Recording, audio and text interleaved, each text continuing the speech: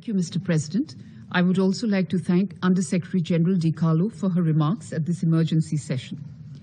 India continues to remain concerned about the situation in Ukraine, including the targeting of civilian infrastructure and the deaths of civilians. History has shown us that the killings of civilians and devastation of civilian infrastructure have been used, regrettably, as legitimate weapons of war.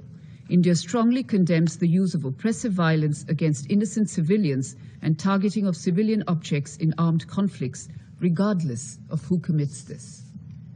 Since the beginning of the Ukraine conflict, India has consistently called for an immediate cessation of hostilities and for an end to the violence.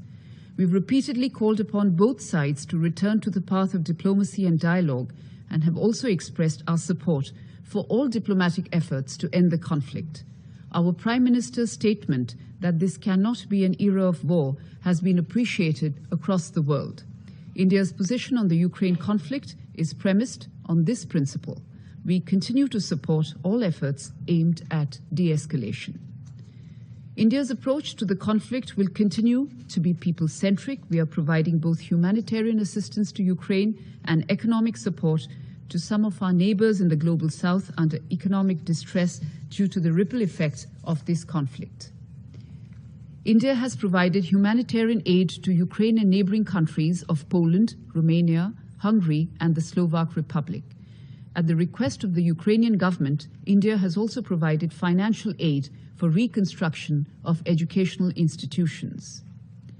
To help low-income countries fight against price rise and shortage of foodstuff, India has exported more than 1.8 million tons of wheat to countries in need, including to Afghanistan, Myanmar, Sudan, and Yemen.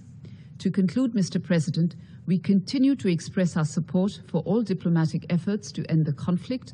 We therefore sincerely hope for an early resumption of peace talks to bring about an immediate ceasefire and early resolution to the conflict. We reiterate that the global order be anchored on respect for principles of the UN Charter,